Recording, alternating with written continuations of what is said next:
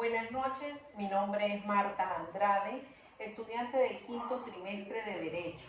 Hoy en Derecho Internacional les voy a hablar acerca del principio de la autonomía de la voluntad de las partes en el desarrollo del derecho internacional privado.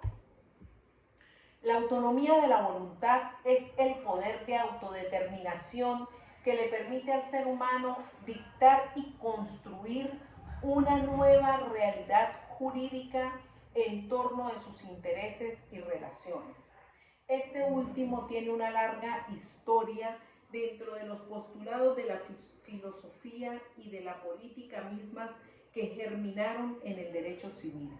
En la actualidad, la Suprema Corte de Justicia de la Nación lo considera como un principio esencial con el que opera todo el derecho como una forma de garantizar el libre desarrollo de los seres humanos. Como concepto de principio de la autonomía de la voluntad, tenemos que los contratantes pueden establecer los pactos, cláusulas y condiciones que tengan por conveniente siempre que no sean contrarios a las leyes y a la moral ni al orden público. Las partes contratantes se rigen por el principio de libertad contractual que tiene sus límites en la ley, en la moral y en el orden público. Los límites de la autonomía contractual. La ley es la ley imperativa, pero también puede ser la dispositiva. Puede limitar la libertad de los particulares para celebrar determinados contratos. Puede prohibir determinados pactos como el pacto obligado de la prenda e hipoteca, el pacto de exclusión de uno o más socios de todas partes, de las ganancias o pérdidas sociales. La moral constituye los principios de ética social imperantes en un momento determinado en una comunidad jurídica. El orden público son los principios fundamentales de un sistema jurídico consagrado en la Constitución y en la legislación civil que no pueden quedar impedidas o dañadas por los contratos de los particulares. Las formas del reconocimiento jurídico. La autonomía de la voluntad puede ser reconocida por el orden jurídico estatal en dos modalidades: como fuente de normas jurídicas destinadas a formar parte del mismo orden jurídico que la reconoce.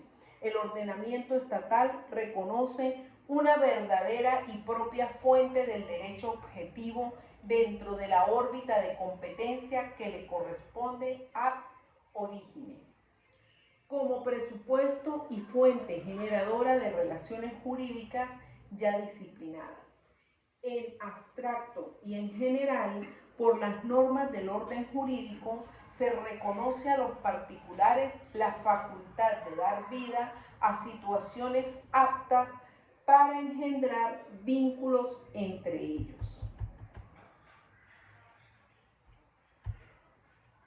El principio de autonomía de la voluntad en el ámbito de negocios internacionales es muy importante porque el derecho contemporáneo busca que la voluntad de los contratantes sea la principal fuente generadora y determinadora del contenido de los negocios internacionales.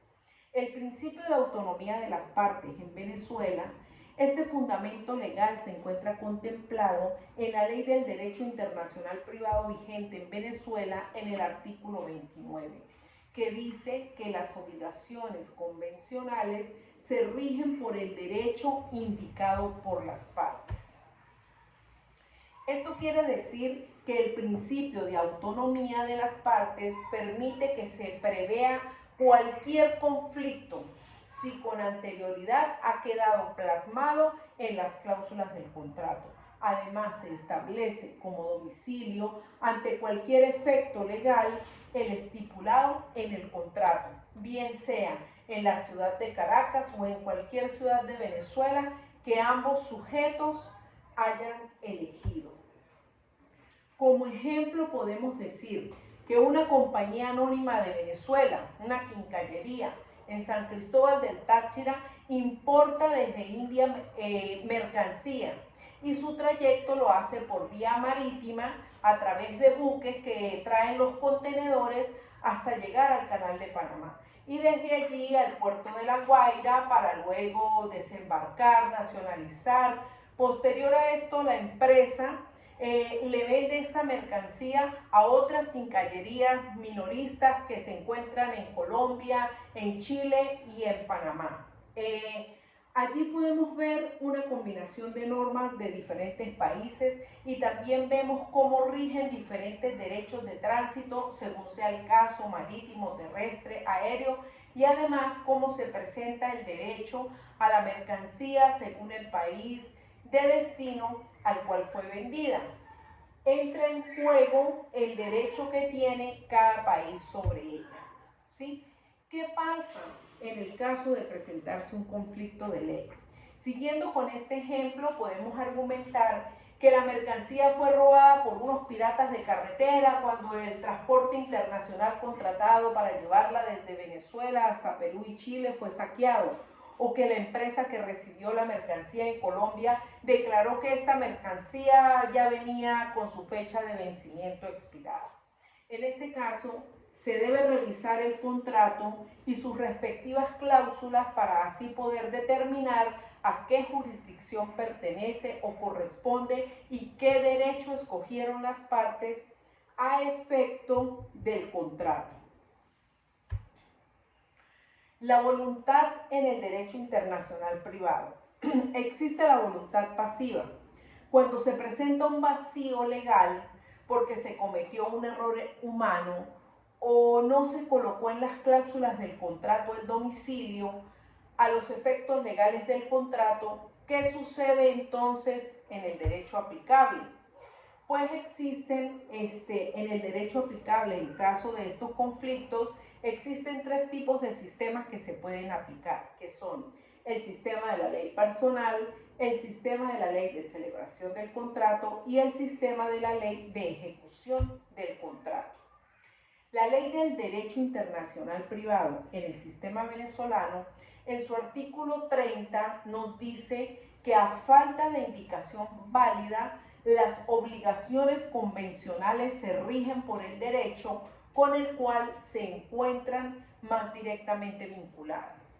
El tribunal tomará en cuenta todos los elementos objetivos y subjetivos que se desprendan del contrato para determinar ese derecho. También tomará en cuenta los principios generales del derecho comercial internacional aceptados por organismos internacionales. ¿Cuáles se consideran que son las limitaciones de este principio de la autonomía de la voluntad de las partes en el derecho internacional privado? Serían dos. Primero, no pueden seleccionarse leyes que sean incompetentes para conocer determinados materiales. Y segunda, una sola ley sería la seleccionada para regir el contrato.